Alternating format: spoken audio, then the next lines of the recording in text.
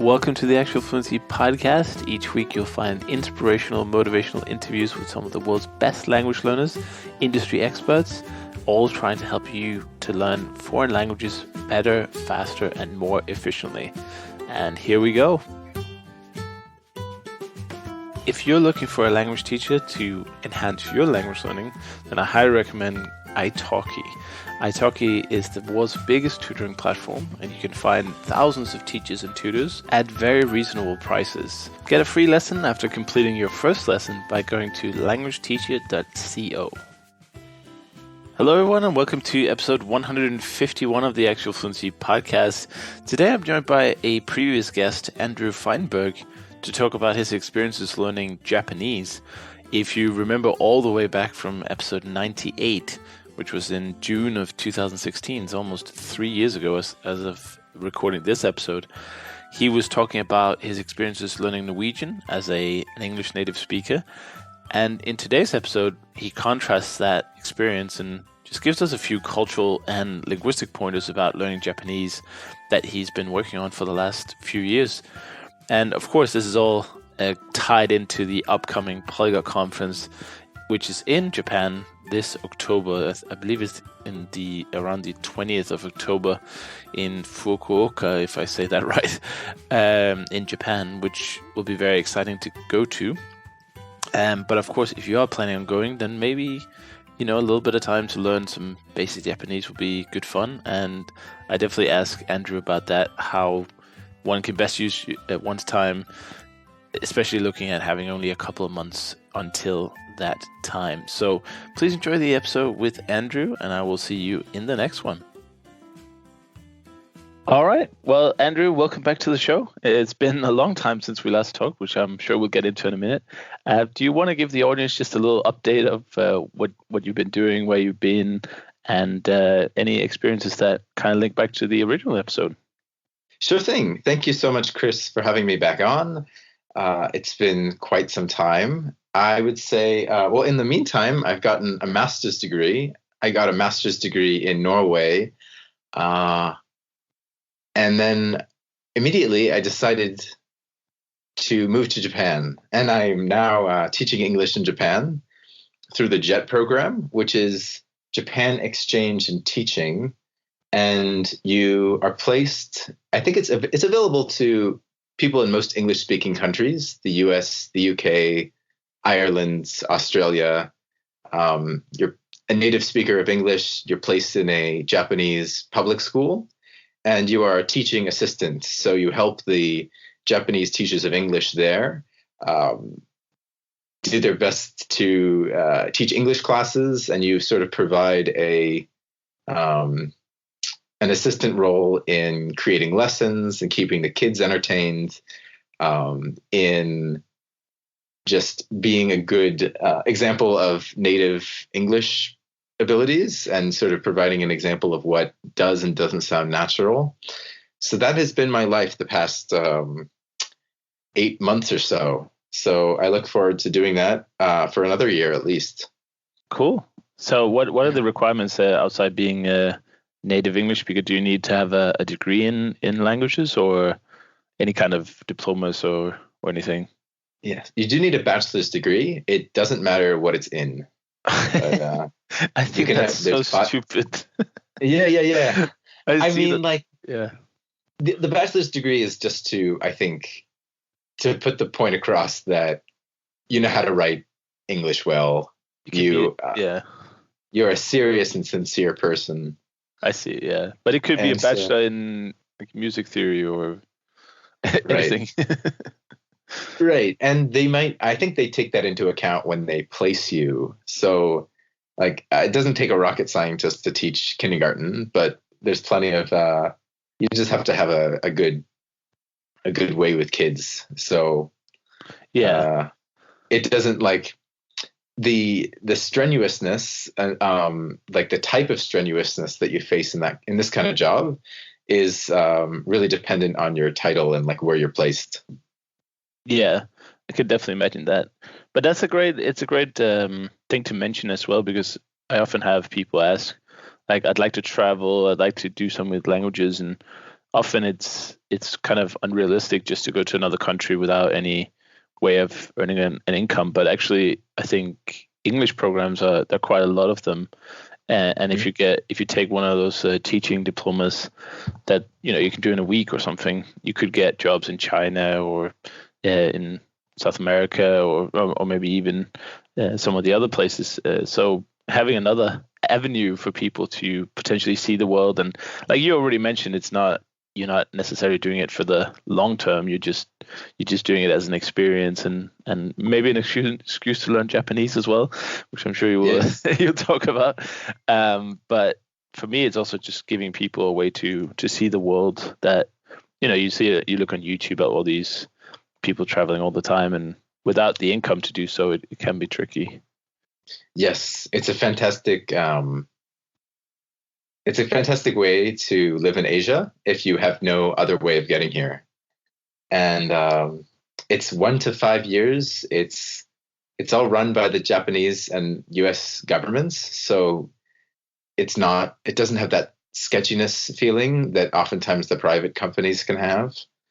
And there's other parallel programs like the EPIC program in South Korea that I've also heard good things about. So the world is your oyster. Indeed. And last time the big focus on the episode was the Norwegian language, which you shared your passion about. And if people are interested in learning Norwegian, definitely go back and listen to that. But when did you get an interest for Asia? Because I'm sure you could have gone anywhere you wanted to in the world and learn any language. So where did you first pick up that interest? It's been a long time. Like, I'm a 90s kid, so I really grew up on Pokemon, Mario, Nintendo, Zelda. And I don't know, there's sort of this been there's a coolness factor involved in Japanese things that just really drew me in from the 90s. And I just remember being like, I was living in California the last time I spoke to you, and I was just obsessed with Japanese cooking shows on YouTube. Right. This great show called Cooking with Dog, and it's a pot like that's they don't actually cook with dog, but there's a dog right there when this woman is cooking, and it's just a really cute show, and I was just really impressed with like this elderly woman's just her knife skills and like the amount of care and attention that she put into everything. And my friend who was watching me watch this, he turned to me and he said, "Are you really just impressed with like the level of precision that these people have?" And I remember thinking that like, wow, that's a bit of a generalization to say that like people in Japan are precise. Mm-hmm. And living in Japan, I feel like sometimes it's the exact opposite. But it like the whole, I don't know, like the level of organization that goes into Japanese cooking just really drew me in. And so about the time when I last spoke with you, I started to learn Japanese. And since then, I've gotten to a pretty good level. I teach Japanese on Duolingo now. I'm building the new version of the course. And so I got to put a lot of the methodology of how I learn Japanese best into the course, which will come out later this year. And I'm really excited to share all that new material with people on Duolingo, because right now the course teaches about 1,000 words, mostly through one of the like more basic scripts, which is hiragana. And the new course will teach well over 2,400 words and about 1,000 Chinese characters. Wow, that sounds like a massive undertaking. It took quite some time. I've been working on it since for about 6 months now, I'd say. It's really impressive. I'm really happy to see that they're building out more of the different scripts and character-based languages and not just the Latin ones. I think that's a great progress. Likewise, of course. It's good to see a nice spread. So what are I mean, this is an extremely leading question, but what are the big differences between learning a language like Norwegian, which is very similar to English in kind of the way it works and the grammar, and then a language like Japanese, which is different in it seems like every possible way. It's the difference between walking out onto the hill outside, like outside your hotel room, and just sort of walking 10 minutes up a hill and climbing up a very tall, imposing mountain. It's I wouldn't say it's fundamentally different. I would say it takes a lot more time. I think it's a real time commitment, but it's certainly, in theory, like you still deal with the same linguistic pedagogy situation that you would have in learning any other language. But the challenges of Japanese they're just different from the challenges of learning another European language. And I think a lot of focus has been put on there's like sort of four big languages that English speakers like to learn: German, Italian, Spanish, and French. And all of those languages come with heavy amounts of cognates in English. And so you're never really starting from zero. And although there's a few English words in Japanese, they're mostly confined to business and technology, and they're pronounced quite differently in Japanese than they would be in English. And so you might not recognize them as first. And so essentially with Japanese, you're starting from zero. And one great thing about Japanese is that there are no genders to the words, but you still have to deal with the fact that, grammatically speaking, and even in terms of vocabulary, about half of the words in Japanese are derived from Chinese loanwords. And about half of them are native to like the way Japanese was 2,000 years ago. So in terms of nouns, verbs, and adjectives, those two categories of words behave differently. Oh, really? So whenever you use a word, whenever you learn a word in Japanese, it's always a good idea to know, is this a Chinese-derived word or a native Japanese word? And it will give you a much better idea of how to use that word. Right. Yeah, that's fundamentally different, at least. Yeah. I guess one thing we should just weave in as well is that there is at the time of this recording, there's about a little bit over 6 months until the Polyglot Conference takes over Fukuoka in Japan. So I'm sure there are a lot of people listening who might be wanting to go to that and thinking, what can I do in, like, let's say a 6-month period? So maybe let's start off with, how did you get started learning Japanese, and what kind of materials and resources make sense to begin with, just to give them that kind of starting point? Because I can imagine that you can do a lot of things with Japanese to learn it, but let's say somebody has a deadline or wants to do as much as possible in 6 months. What would you recommend as the starting point? That's a great question. I would say please come to the conference, because Japan is a beautiful country, a wonderful place to visit, and it's a beautiful harbor town, Fukuoka, in the southwest of Japan. What you should do before then, if you have 6 months, you can undoubtedly learn the two most basic scripts of Japanese, which is Hiragana and Katakana. And they both are scripts that describe the same sounds, but Hiragana is used for Japanese and Chinese words, and Katakana is used for things like sounds, words from European languages. If you are not East Asian, then your name will be written in Katakana. And quite a lot of scientific terms, like a lot of the times plants and animals are written in Katakana because it looks more scientific, and like it just looks cleaner to a lot of people than Hiragana. Right. But I think those are the two fundamental building blocks of Japanese. Before you go really any further in the language, they're two very important skills to have.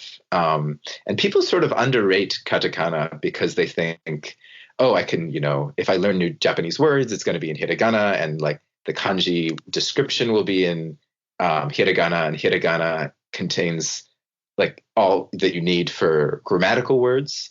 But katakana is really invaluable when you come to Japan because so many signs and will be in katakana, and so much advertising is done in katakana, and really?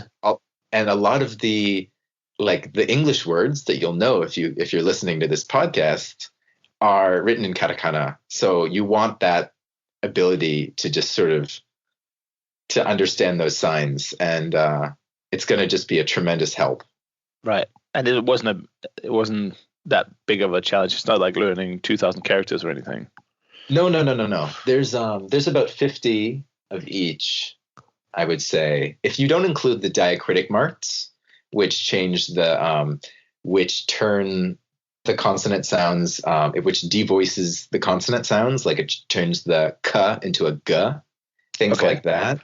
It's about 50 characters for each, so about 100 in total. And that's not so bad, and I'm sure there are lots of flashcard sites that have those ready for you just to go through. Those are definitely that's your step one. That's the first and most important step. So you can read. Exactly. You can read kids' books at that level. But anything more than that, you're going to need some kanji. Right. The scary characters that everyone is kind of nervous about. But that's the same for Chinese, right? When people learn Chinese, they're thinking about it, they think about the characters and they kind of shudder a little bit.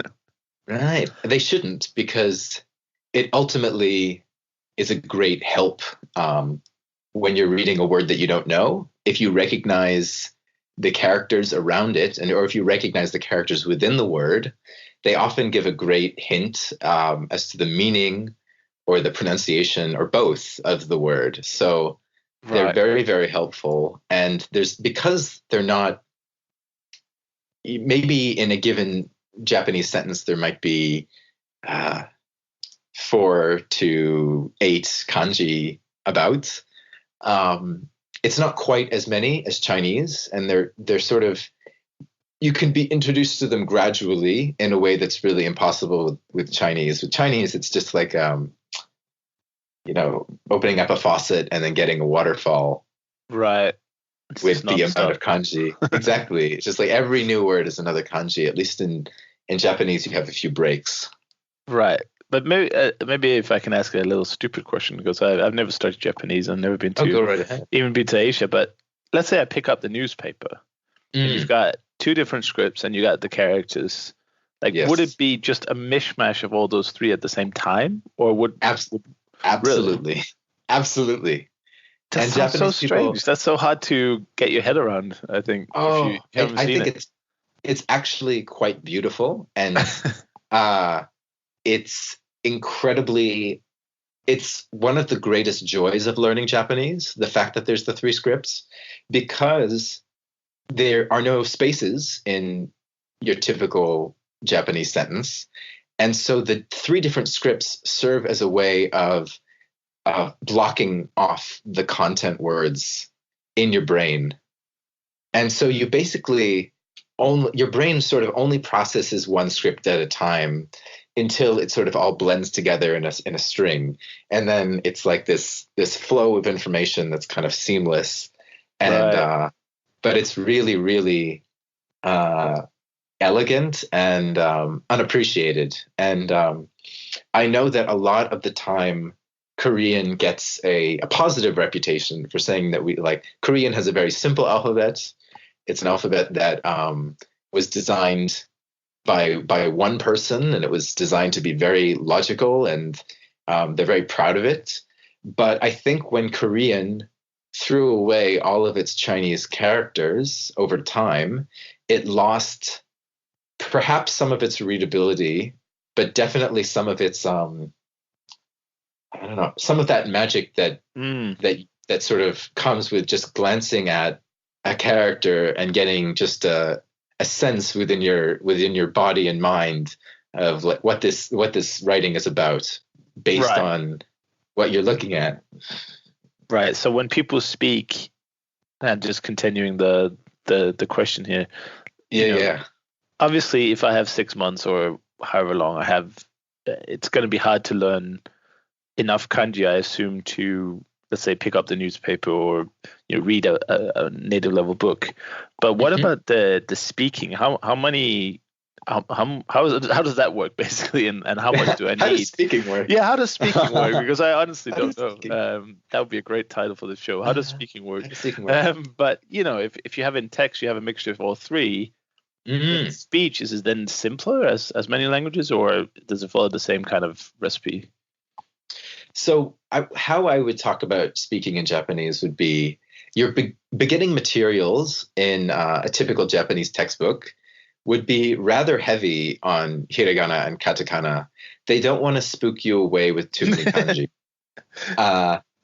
But like, it's a blessing and a curse, because like once you learn the kanji, you come back to the beginning material and you can't read anything because it looks like this big mess, this big string of hiragana that's impossible to decipher. But the Japanese writing system is much newer than the Japanese language, so speaking is just a different animal. I think that the Japanese, like, I don't know, if I were given the task of setting the Japanese writing system, given the structure of the Japanese language, I'd say that like what they have now is not perfect, but it's certainly more of an elegant solution to the language than like a full Romanization would be. Right. But I would say, in terms of speaking, you basically are introduced to the language. You want to start out by talking about the fact that Japanese has different levels of formality. And there's three major ones. There's sort of polite, casual, and keigo. And what keigo means is the language that you use when talking to your superiors, which sounds very stiff, and it is. But you'll hear it quite often, actually, if you go to any restaurant or store or convenience store, and the people will use it to speak to you as the customer, because as the customer, you are above them in the social hierarchy. Right, like sir and madam, kind of. Exactly. So it's kind of tough. You want to tackle, like, I think it's best just at the very beginning to tackle just the medium politeness level and just sort of get a feel for the language that way. But definitely get a sense early on for what the super polite Japanese is like and what the super casual Japanese is like, because you might kick yourself later on if you realize that like all I want to do is order a bento box and I don't know what this person is saying across the counter, because they're using super polite Japanese. Yeah, I see, yeah. So I would say that like, you'll only use it in business settings, but even if you come to Japan for 5 days, you're going to need to at least understand some of the most formal Japanese. Right. And how does it get received if, let's say, you woke up and you use the super casual for someone you don't know, but you're clearly a foreigner? You'll get no trouble whatsoever. Okay. I think if you're not Japanese, people really let you off the hook. We'll just take a quick break to hear from our sponsor, italki, but we'll be right back. On this podcast, I've interviewed hundreds of language learners, some of the world's greatest polyglots and industry experts. And one thing they all agree on is the value of one-to-one tutoring lessons. And for this, I highly recommend italki. They have thousands of teachers in all price ranges, and they even have certified teachers who have taken diplomas or have degrees in the language you're learning. So whether you're just brushing up on your Italian ahead of a trip to Rome, or you want to master Russian to take the exam, or whatever your goals are in languages, italki has a tutor suitable for you. And compared to private tutoring offline, it's really affordable. You can find informal tutors down to $5 an hour, and you can have trial lessons for even less. So if you want to master a language from the comfort of your own home, and you even get a $10 credit when you complete your first lesson, go to languageteacher.co and check out italki. It might be the best thing you do for your language learning this year. Japan is a wonderful place to learn the local language, because Japanese people in general, they love when people learn their language, and they're very, very helpful in responding to you in Japanese and doing their best to speak in simple Japanese. As mentioned, I think you mentioned this in a previous episode with a guest about how oftentimes when you go to Germany, the level of English that the Germans have will be far above the level of German that you might have. And if you just want to, practice your German, Germans will be perhaps overly polite in trying to do like a switch to English as often as possible. Yeah. And it's like, it can get annoying if you're in Germany to practice German. But in Japan, that kind of thing doesn't happen. I think because Japanese people are so shy about their own English skills that if you show the inclination to use Japanese, they're happy to go along with you. Right. Well, that's good news.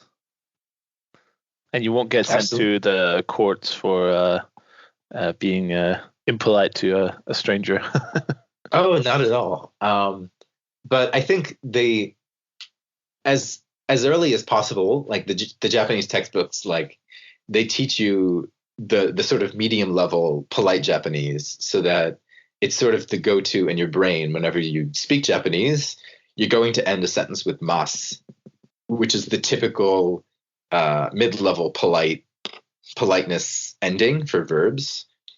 You're going to say things like obento tabemasu, like I am eating, or I will eat a bento. But people don't use tabemasu a lot in casual language. They usually say taberu or ku if they're being very informal. Mm-hmm. But then if you speak extremely polite Japanese, you're going to use a different verb entirely. You're going to say meshiagarimasu, which is to lift up the rice, literally. Wow. And it's just a completely different derivation, a different set of kanji. And that kind of three level like sort of setup that you have for that one verb, that exists for many, many verbs. So on different politeness levels, you'll not only use different verbs, but you'll use different nouns, different adjectives, and even in some cases, different adverbs. Wow. So it's a totally different language almost, or maybe it is actually. I think you're onto something there. It's completely different. Maybe, those are possibly some of the things that do scare people a little bit with Japanese, but I'm glad that you cleared up some of the myths about politeness there, or some of my fears about how you're going to be received, because I know some countries, they can get quite upset if you like speak without the very polite form and to a stranger, but it's good to hear that isn't the case. So when people come for the conference or visiting at another time, they'll be forgiven in many of the cases. Yes, you'll hear two things in Japan quite a lot from Japanese people when they see you. They'll say, if you say like arigatou gozaimasu, which means thank you very much. It's a very polite, perfectly fine way to say thank you. If you just say that, they'll just look at you and be in awe, and they'll say Nihongo jouzu, which means your Japanese is great. Right. And that's all you need to say. And let's say you know how to use chopsticks. A lot of Japanese people are shocked and amazed that that non-Asian people can use chopsticks, and they'll say, "Ohashi jouzu." They'll say, "You are great at using chopsticks." Really? And this will be something that will shock and surprise them, and maybe it won't shock younger people, but definitely someone who's middle-aged or older, and had maybe a different vision of Westerners growing up. They might not be familiar with the idea that we also eat Asian food outside of Asia. Right. Occasionally, yeah. But the method for learning Japanese, or the, I don't know, the tools and tricks, obviously we talked about Duolingo and you used, but are there any other resources that you would highly recommend for beginners to use for Japanese? Yeah. Well, I think good old pens and paper are amazing for learning Japanese. How so?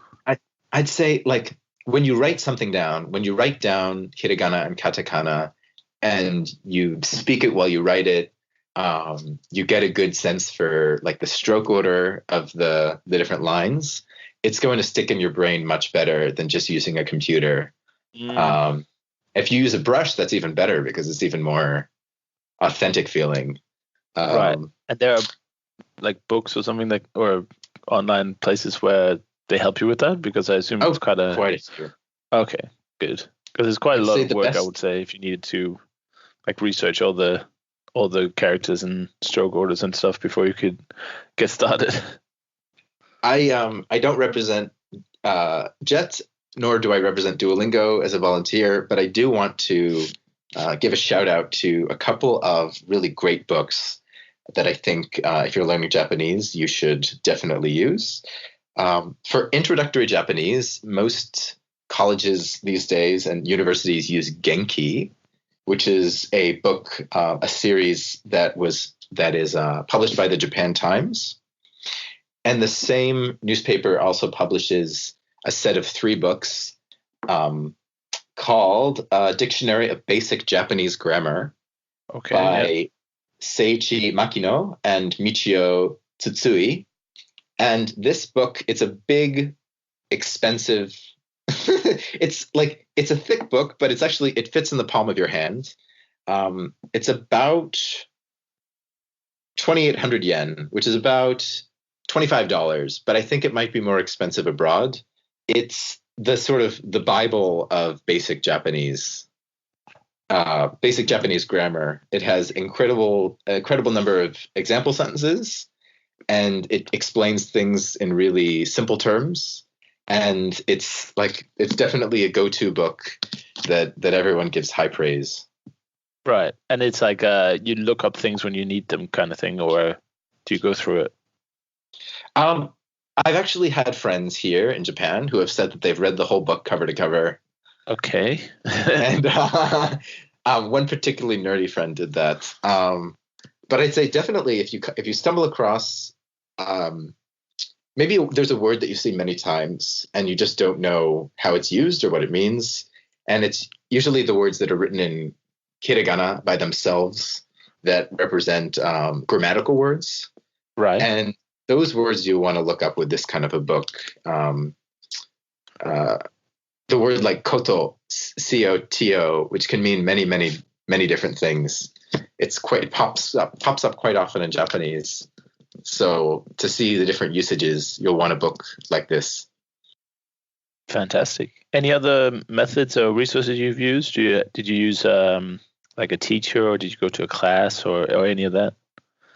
I had one Japanese class in Norway that was pretty decent. I loved my teacher. Maybe the learning style wasn't great, but I actually used iknow.jp, which is it's a website that teaches about 6,000 Japanese words using sentences. And you can subscribe to it for about $70 per year, or about $10 per month. It was very good. I would say, though, that the words sort of fell out of my brain a little too fast, given how lasting the program thought it would be. I think that it said like, oh, you know all these words. And then I realized that like it was a little bit more of a struggle. But I would say that the vast majority of my kanji comprehension was improved or sort of built up over that year and a half that I was on that program. I put over 600 hours into Wow. ino.gp. So like, That's a lot. quite a lot, but it's I got the $50 worth out of it. For or the sure, $70. yeah. I think I did the math on 8 years of German in school, and I got to about 300 hours. So Yeah. 600 is amazing. But believe it or not, you might have gotten farther in German given the similarities with Danish. Oh yeah, for sure. Like Yeah. I'm sure that 300 hours in Japanese wouldn't get me very far, but in German I understood almost everything. Mm. Speaking was a little bit iffy, but in a pinch, it could. But understanding wise, yeah, I've got almost everything because that's what school focuses on. It's like reading and listening comprehension. But the actual production, it doesn't really. Well, maybe some schools do nowadays, but back then it was definitely not the case. It was a lot of conjugation tables and like reading, listening, that kind of thing. I know that production in Japanese can be often daunting to second language learners because the word order being subject, object, verb, and the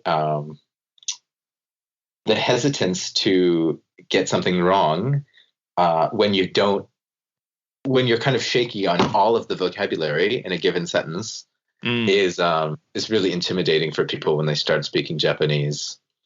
But I found that every Japanese teacher I've had has been incredibly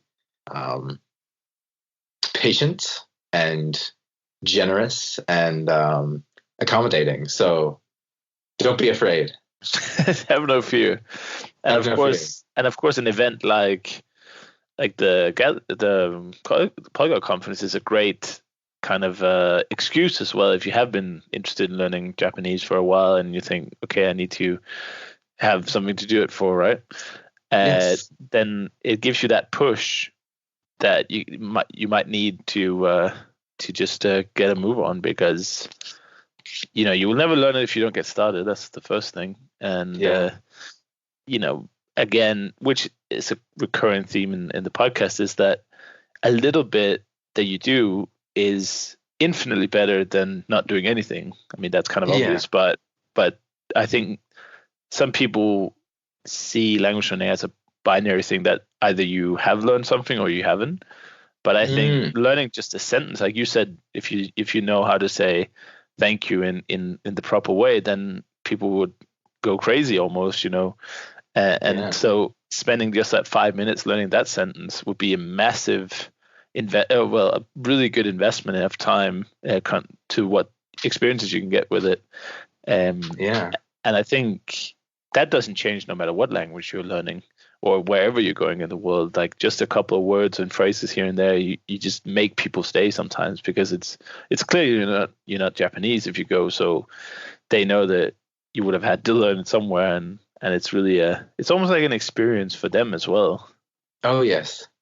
And they'll be very expressive with their reactions to you speaking. Right. Like it's very, very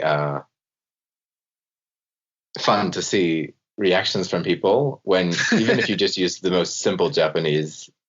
I'm thinking of those silly Japanese game shows now where they have those over the top expressions. Or like even anime, I haven't watched much anime, but like an example I used to watch when I was a kid was like Pokemon.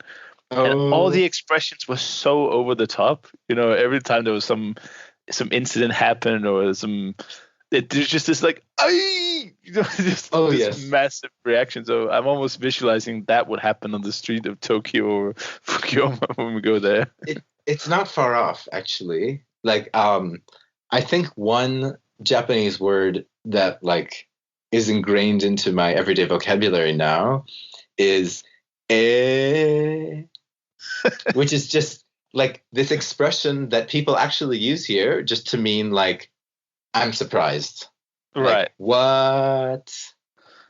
But you've been And there 8 months now, right? yeah, And and you. living here. Go Mhm. ahead. I'm sorry. No, I was just going to ask how your Japanese has progressed. Like, how good was it before you came, and how's it Uh, been progressing, and how has that been received? Like, as you continuously improve. I think what's hilarious is that I had someone approach me recently and said, Andrew, um, I know that I told you that your Japanese was good when I first met you, but I was actually lying. But now, but now it's really good. So, Right. so like I'm actually telling you the truth now that it's pretty good. That's funny. I'd say you develop a an appreciation for the social contexts of when to use set phrases. Japan is really a culture of rituals and small everyday customs, and uh, it's so difficult to imagine them in the abstract from a book. Or when you're learning Japanese in Norway or the US, it's very difficult to imagine, like, when do I actually use the word yoroshiku onegaishimasu? Because it's like incredibly hard to translate. Mm. Uh, it's usually translated as nice to meet you, but it's used quite often with people that you have known for quite a long time. So it's like it's basically a phrase Ah, I that see. Yeah. cannot it cannot be translated Right. And you can't use it right perfectly. away, obviously, because you haven't met the person many times. Believe it or not, you can. Oh, You can. So you use it when you first meet somebody, and you use it right about when you're about to engage in some kind of new activity with them in the workplace, like at the start of the new year. You would definitely say, like, it's like I'm turning a new page in my life, and I look forward to our relationship together. wow. So it's like That's pretty it's deep. something. It's very deep, and I think that it's most literally translated as "please be kind to me," but that sounds very wooden in English. That's not what it means at all. It sounds like. Yeah, it's what it really means is I'm looking forward to working with you, or I'm looking forward to our life together. Like, even if it's not Oh, a romantic thing, but it's like I'm looking forward to this conversation or this class or this new journey that we're embarking upon. right. And speaking of which, like words like phrases like "yoroshiku onegaishimasu" um, really highlight the fact that when you're learning Japanese, you'll encounter quite a few of these words that have no real good English equivalent, but Ah, are used in a very specific setting. And oftentimes, when you translate them word for word, they just sound like gobbledygook or something that's like doesn't make any sense. right. Um, But when how do you learn them then? That might be a stupid question, but ooh, if there's no translation, how did you learn what it actually means? you have to learn them. Somebody basically has to explain to you what they mean. In a very long-winded Yes. paragraph. Okay, that makes sense. Yeah. Like oftentimes the Wiktionary.org website will have a little descriptor of when to use a certain phrase. Um, I'd say one of the toughest for me were the phrases that you use when someone leaves work. The person who leaves work says "osaki ni shitsurei shimasu," which means literally, "Please excuse me for leaving before you." And um, Wonderful. and it's a way of saying that, like, I'm very, very sorry that you're still working and I don't get to work anymore. And the person who is still working then turns to you and says, "Otsukare-sama deshita," which can translate to a few things, but most often it's translated to "you have done good work, good job." Um, it can mean "you look very tired." Mm. It can look Otsukare-sama is like, look at you, Mr. or Mrs. Tired. Wow. You're quite the tired person. And it just it sort of highlights the fact that like putting in a good day's work and putting in your full energy into your job is really valued here, and that's reflected in the phrases. Wow. Well, actually, that reminds me of a Danish phrase. Maybe it exists in Norwegian as well, but in that is kind of untranslatable. For in Danish, if you leave work but you still have colleagues there, or let's say you visit this shop that you work in but you're not working, then instead of saying goodbye to the people there that you know, you might say, or you don't have to know them. Yeah, you can say when you leave, you can say "god arbejdsløst," which means directly translated good work lust, but obviously lust in the sort of have a good interest in working or have a good desire to work. Which is like when you say it in English, it doesn't make any sense whatsoever. Because why would you have? First of all, why would you have a desire to work? You know, you're in the shop, you want to just go home. And some people ask me like, it's some kind of sarcastic remark, right? No, it's not at all. It's completely opposite. It's basically what you just explained in Japanese. Like, yes.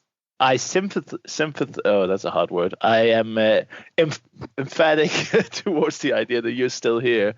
No, I appreciate you still working, and I'm sorry that I have to go now, basically, or that I'm not working. I'm sorry to leave you here in this predicament, which is not said at all in the phrase, but that's how it's used. So that's funny that this is kind of interlinked. Because that sounds exactly what you said when the person leaves. But that doesn't exist in any other language as far as I know. And it's people, when I tell it to them, like I said, the first reaction was, it's a sarcastic remark. Like, haha, you're still working. Yeah, enjoy your work, man. It's but no, it's not at all. It's a very nice thing to say if you leave before your colleagues, or if you're visiting the shop where you work, or if you are friendly with the cashier or whatever, you might say, instead of saying like, have a nice shift, you can say, god arbejdsløst, have a good work desire.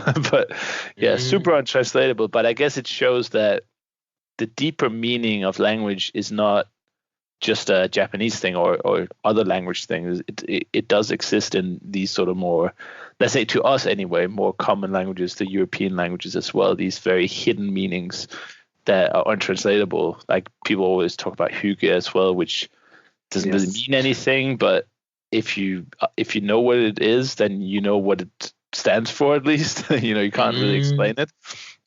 And there are lots of examples of that, not just in Asian languages or let's say very foreign languages. Yes, there's a whole cottage industry of books that promise to share the hidden, untapped knowledge of a country that you think of as being a happy country. Yeah, like there's a. I've seen them. Trust me. Yeah. Yeah, as someone who's lived in Japan and Scandinavia, I've seen a couple of them, and they've definitely caught my eye. I think it's just a fad, really. Definitely. When you go into foils here in England, like the Hookah book is very, very prominent and has been a bestseller for a long time.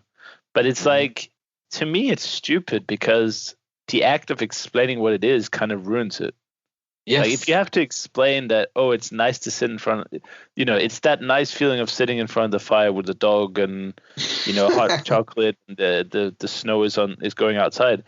When you need to explain it, it kind of ruins it. It's a bit like, I don't know, explaining really advanced emotions or really good jokes. Like if you have, or magic, like if you explain how magic tricks are done, people are always going like, they don't go like, that's really innovative and creative and exciting, and I never thought of it. They always go like, it was just like that.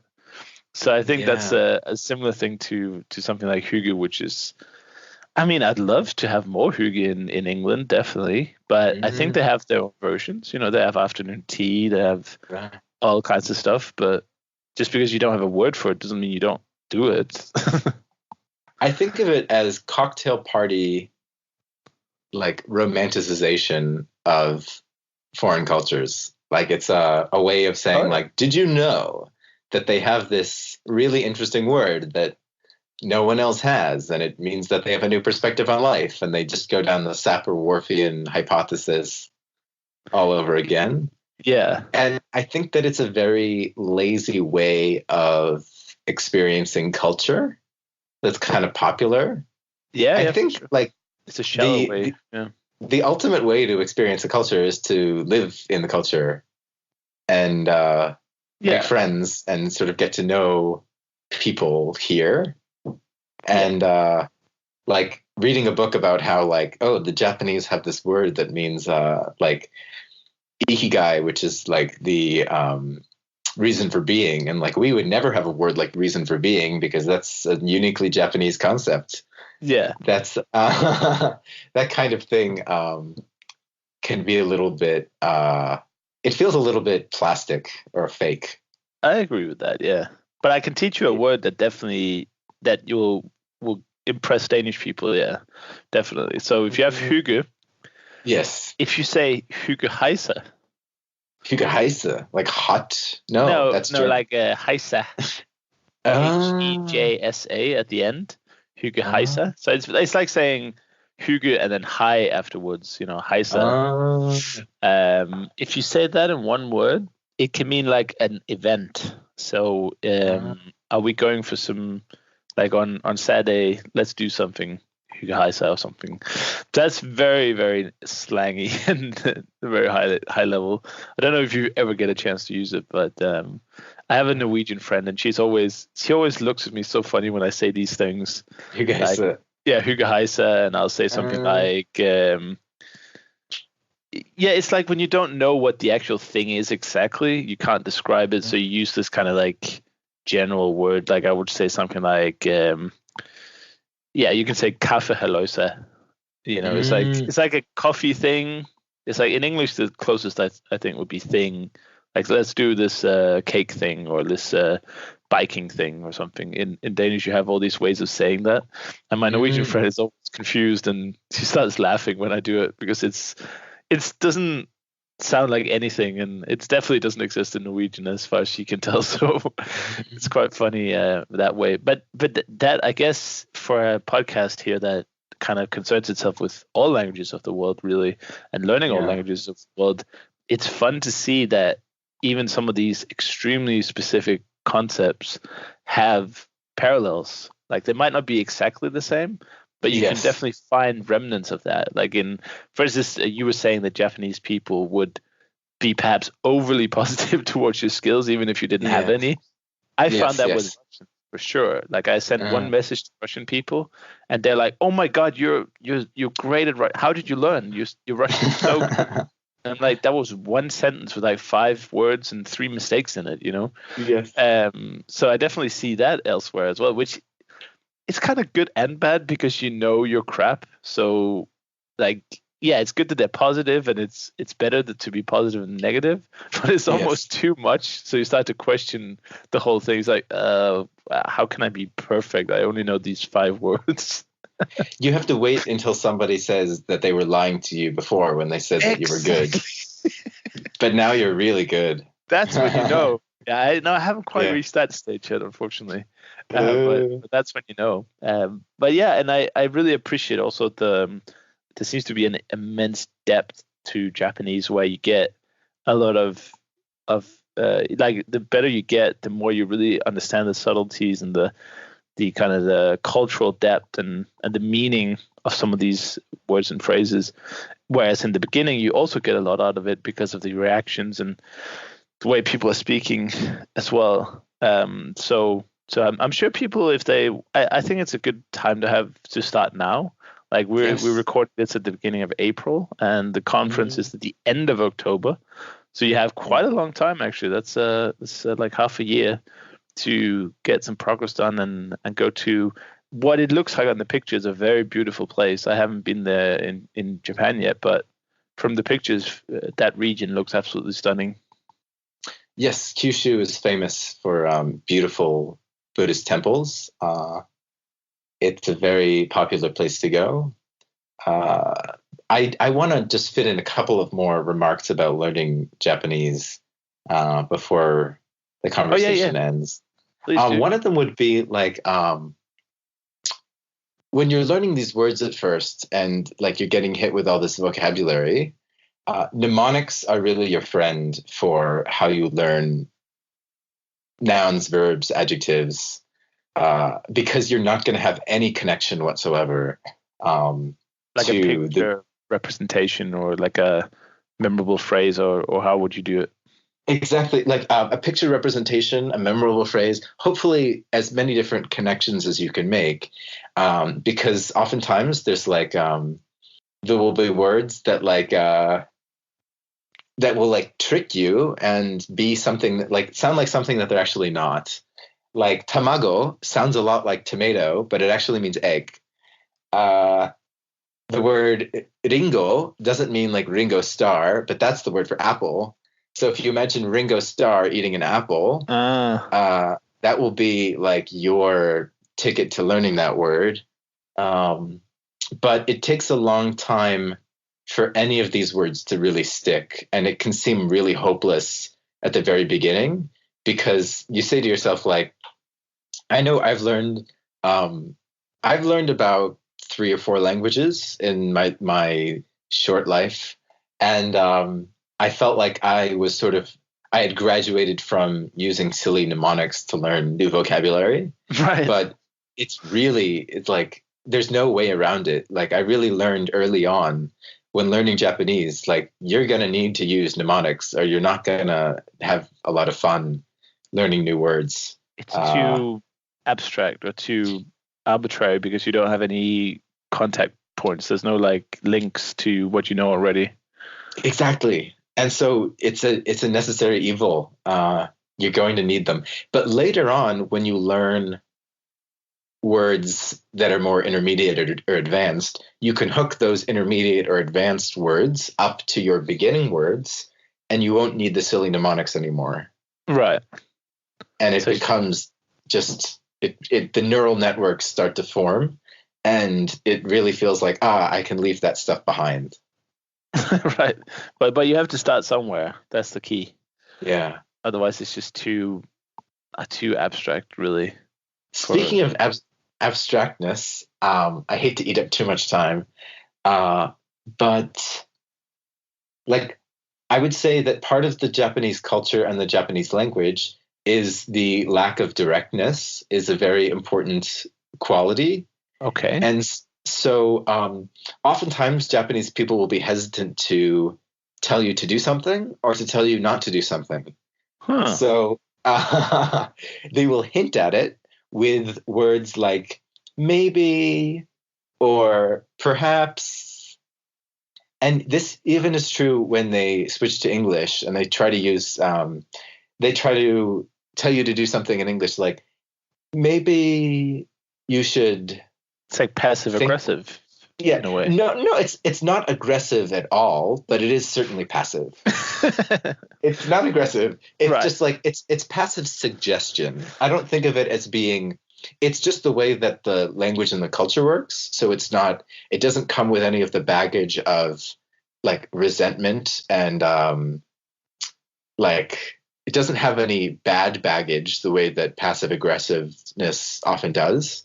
It's just the way that that business is done in Japan. If you say that you can't come to the party on Friday, you have to say like, oh, maybe Friday. And then that will be the equivalent of saying, I definitely can't go. Really? Yes. It's that level of indirectness. And I think that like, go ahead. I'm sorry. But did you not get like confused when you moved there with what people were saying? I first did, but then you get used to it. You get you get this the suggestions, they sort of push you along like pushing a bird out of a nest, like they just keep nudging you until you fall out of the nest. Like this is the way that business is done here. Right. Like it's one of the most horrifying sentences to be uttered in a Japanese context. Like maybe you leave work a little bit early. That's the equivalent of saying like you leave work incredibly early. Yeah, and you should stay be longer. ashamed. Yes. Which is like a common kind of sentiment that you should keep doing it. That you should keep. I'm sorry, keep going. Yes, the Japanese is just super polite in general. It seems like even ignoring the language itself, is just it doesn't seem that confrontational in nature. Especially the more polite you are, the more indirect you are. Right. So even when you say, like, he is my boyfriend in Japanese, you'll want to say like, this in this direction over here is my boyfriend, or even this direction, there's a boyfriend in this direction. And so you're incredibly vague. You say like, kochira, like to say this person in really polite Japanese, you say in this direction. Right. And so it's just like, it's incredibly smooth and like, it's like this really misty, like, and so oftentimes if you come from a culture that's very direct, like Northern European cultures tend to be very direct, it might be a bit of a culture shock. Yeah, I can imagine. And just to switch gears really fast, this is a bit of a non sequitur, but you learn, one of the sort of interesting quirks about Japanese is that you learn there are many onomatopoeia, and you can, there's way more onomatopoeia in Japanese than in English, and they're used more often. What's that sound like? What they are, basically? Yes, exactly. Words like in English, we say the word crunch or snap or crackle, and those words sound like what they are. But in Japanese, it's always 4 syllables, and like it's usually, it can be used as a noun or a verb or an adjective or an adverb. And it's used in really kind of creative, flowy ways that I think are very similar to Korean. So like, but it's a necessary part of learning Japanese that makes you feel like maybe you're being kind of silly when you use them. But in everyday Japanese, you use them quite a lot. Like goro goro is the sound of rumbling that thunder makes, but it's also the sound of like rolling boulders, like rolling down a hill. And that's why in The Legend of Zelda, the big mountain monsters are called Gorons, because they do the goro goro. And it's also the act of just being lazy around your house. Oh, really? Like rolling around like a boulder. Oh, that's it. And so that's just a wonderful like little snippet of what kind of onomatopoeia there are, and there are hundreds of them. So every time you learn a Japanese onomatopoeia, you're learning like a little snippet of this one aspect of Japanese life. Yeah, and it sounds quite flexible as well if you can use it in many different contexts. Absolutely. Definitely, like, I wouldn't use it in like a speech unless you like want to be really, really creative. Right. But that said, like when people learn Japanese through anime, the anime Japanese is often super, super casual. So definitely if you find yourself like realizing that like the Japanese in the textbook is nothing like the Japanese in your anime, definitely do some research into casual Japanese and some of the differences there, because you'll be really frustrated otherwise. Can imagine. Like you don't want to sound like an anime when you walk around in Tokyo. Oh, and that's definitely the case. I heard from a previous teacher that that there was a ex-student that she had who addressed her as omae, which is like the second person pronoun that you want to sound, that sounds very rude, rough, and vulgar. And she was very kind of, I don't think she took offense at it, but it's definitely not something that you want to throw around to people you want to be polite to. Right. I can imagine. You want to get that right. But like you said earlier, you get that balance later as long as you have a varied learning materials and not just learn from the anime. Then you should have a good starting point, and then eventually you'll learn to find the details. I guess that if you do have a teacher, I guess you need to be slightly more polite than if you're talking to a friend, just in general. Yes. But it's way more complicated than just using one pronoun versus another. Right. It's not like French where like basically you change one pronoun and one verb form and then you're good to go. Right. It's way more intricate than that. But don't let that intimidate you. As long as you learn Japanese vocabulary in a really contextual way and get a feel for the appropriate language to use in each situation, then you should be absolutely fine. Mm-hmm. Well, that's good to know. It's good to encourage people and not scare them off too much, because I know that some people probably have heard stories of Japanese, or they have heard like the myths of or how it works, and they get kind of scared away, similar to how the Chinese characters scare people from learning Chinese. So it's good that it's not that bad. You don't have to learn 2,000 characters necessarily to get started in Japanese and not be completely what should I say, admonished for using the wrong terms or words or phrases. People are very forgiving here, I would say, and they're just incredibly kind. I would say don't be discouraged, and know that it's a much bigger time investment than a European language, but it is all that time and effort really amounts to that much more personal fulfillment, and it really will be a life enriching experience that you'll have that will help you develop a different perspective on life here and a different sort of a different perspective on human existence. And that sounds very grandiose, but it's perfectly true. Right. Yeah, well, I mean, there's nothing wrong with grandiose, I think. No.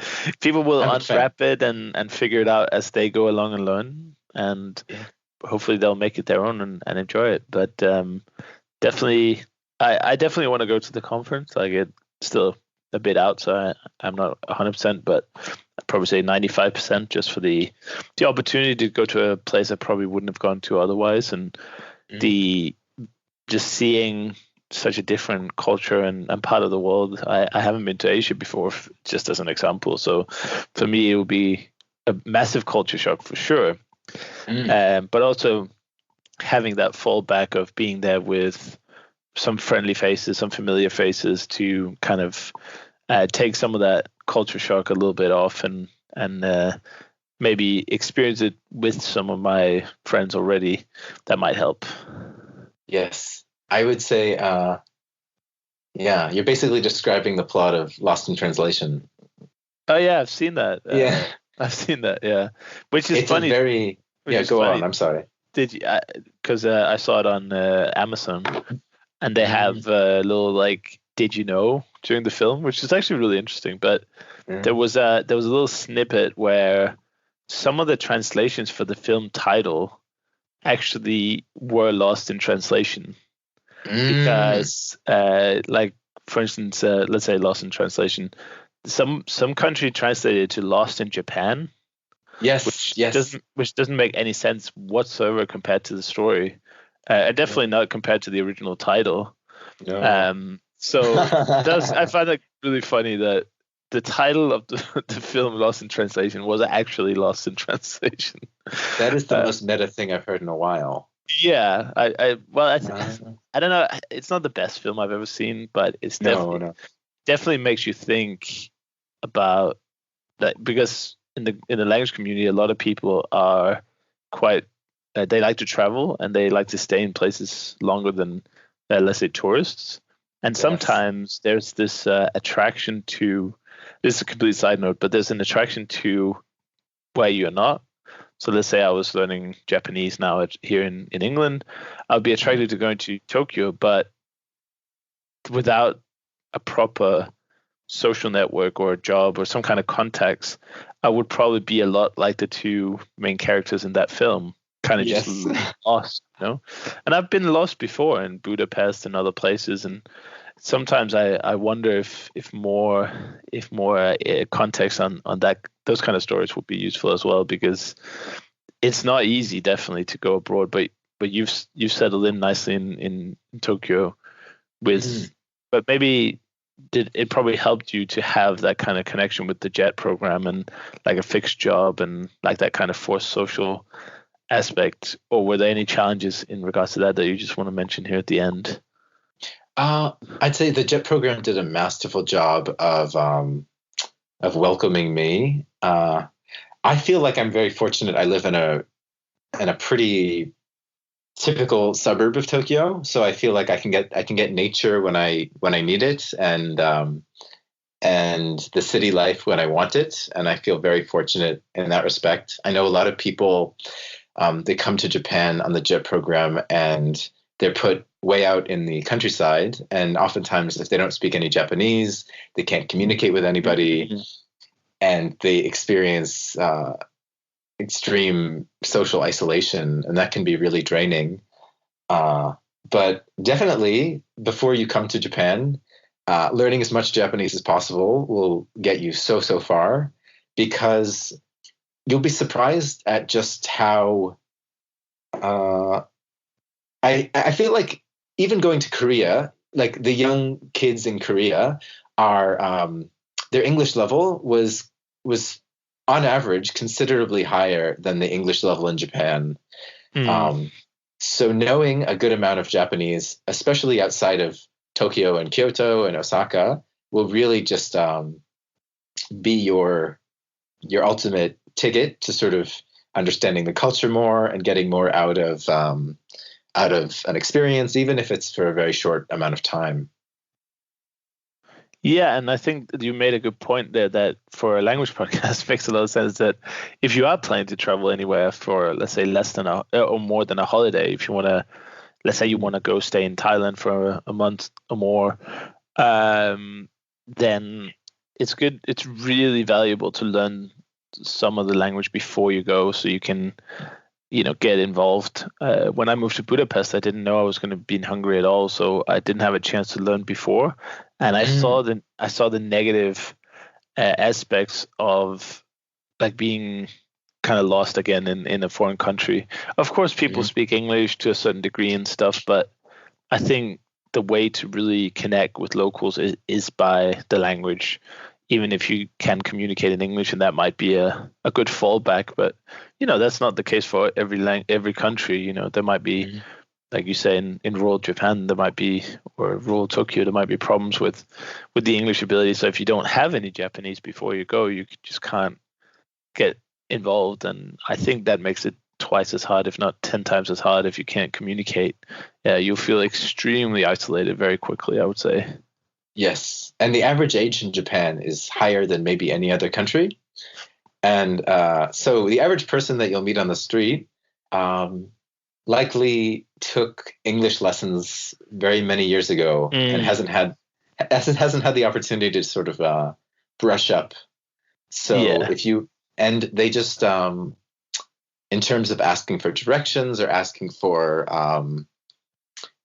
recommendations or places to go, places to eat, I have just never met like a more welcoming, kind culture. And I don't mean to talk down on America and Norway, but I get the sense that there's like a real generosity here in everyday public life that is really worth treasuring. Yeah, that's cool. That's cool. Well, I don't think there's anything wrong with the other countries' approach either. Like that's just different. Like you might get a false sense of social life in those other countries because they might be a little bit more upfront, a little bit more approachable. But I find that, for instance, if I had to compare to Denmark, you can get contacts quickly in Denmark. They're very nice to, and especially if you're from abroad, they're very excited because they get to use some of the some of their English skills, and it's something different. In Denmark, I think it's something like 95% Danish people, ethnically Danish, and in Hungary it's similar as well. So when you are from abroad, it's kind of exciting. So making contacts is easy, but as people find out, most Danish people only have a handful, or maybe sometimes less, of true friends that you would actually invite for dinner in your home. Yes. So that is definitely a big difference culturally, and I don't know which one I prefer. Like, is it better if it's easier to get started and harder to become truly friendly, or is it better to have it a little bit harder in the beginning and then maybe you can accept more close friends? I don't know but that's definitely different from country to country. Japan loves parties and it loves group events, and I feel like there's always like this welcoming atmosphere, even if you're not from there. I feel I get invited all the time to go eat, have tea and Japanese like snacks, Japanese confectionaries, like out in the park all the time. And I've heard of stories of people getting like fresh vegetables from their neighbors here. Nice. So like there's like this, like this openness and generosity that I've experienced here has just been incredible. And maybe, I don't know, I can't really see a downside to it yet, but maybe if I live here longer, I think individuality often maybe struggles here. People find it difficult to establish themselves as having unique personalities, and that might be a bit troubling. But in general, I think in terms of like the respect that people have for the community and for public spaces, like it's been really pleasant living here and seeing everything sort of work in harmony. Cool. Well, maybe in a few years' time we'll get an update, like the part 3, and then we'll hear how it is for the long term. Because obviously there's always going to be a honeymoon effect when you go to a new country or a new place. So it's interesting to see if that positive emotion stays, or emotion that may be a little bit strong, but the experience as a whole, it's going to be interesting to see how that progresses. And once you've been there a while, we can come back to you and see how it's been. All right, I greatly look forward to that opportunity.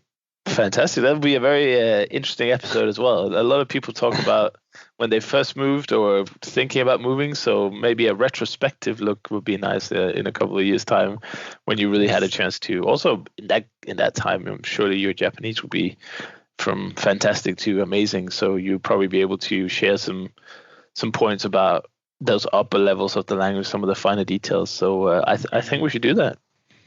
Yes, definitely start dabbling in Japanese if you haven't yet, and please come to Fukuoka in September, right, or October? No, it's October, end of October. End of October. All right, around Halloween.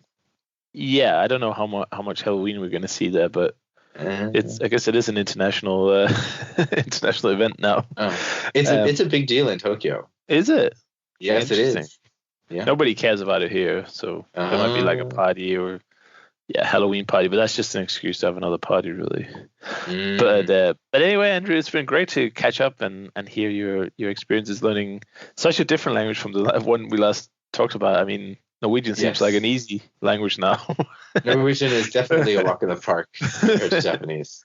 And we're looking forward to see what Duolingo can bring out on the updated Japanese app. I think I'll give it a try for the one that's already there. Do you know roughly what the timeline is? Is it going to be out before the conference, or is it going to be about that time? I surely hope so. It's you never know. Like with schedules and things, it's really hard to know for sure. And with A/B testing, it might fail miserably, but I don't anticipate that happening.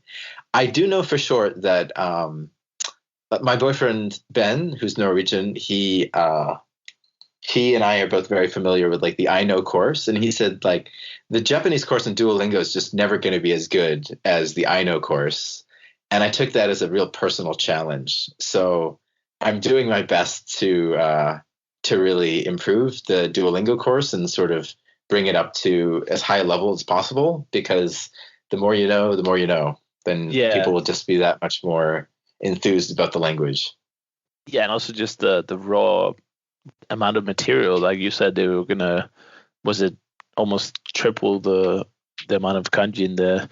So that would be fantastic. Oh, words, sorry, would be fantastic. Yeah. For everyone. So definitely go check that out. And speaking of checking out, is there any way people can get in touch with you if they have any questions or comments, or they want to teach you something about Japanese that you got wrong, or you can reach it, like my name on Duolingo is Luke_5.1991. Right. That was an old name that I had, an old nickname. But aside from that, you can reach out to Chris, and then Chris can give you my email. Put a comment in the episode on the website, and I'll send a link to you whenever there's a new comment for you. Yes, and if you're interested in teaching in Japan, check out the JET program, JET. Yeah, definitely. That sounds like a perfect idea for someone to get a bit of international experience and have some fun for, let's say, a limited time. 1 to 5 years, you said, right? Yes. All right. Well, thank you so much, Andrew, for coming back. And like I said, I can't wait to hear how it's going, and obviously meet you in October to see this wonderful country that you were speaking of. All right, Chris, it's been my pleasure. All right. Thank you so much for listening to this episode of the Actual Fluency Podcast. I really appreciate having you here today. Just before you leave, I just want to give a quick shout out to today's sponsor, which is italki. Italki is a tutoring platform where you can find affordable tutors for every language in the world, pretty much. So get started today and get a free $10 credit when you book your first lesson. If you go to actualfluency.com/italki, and that's spelled ITALKI. So give it a go and feel how tutoring can really boost and enhance your language learning.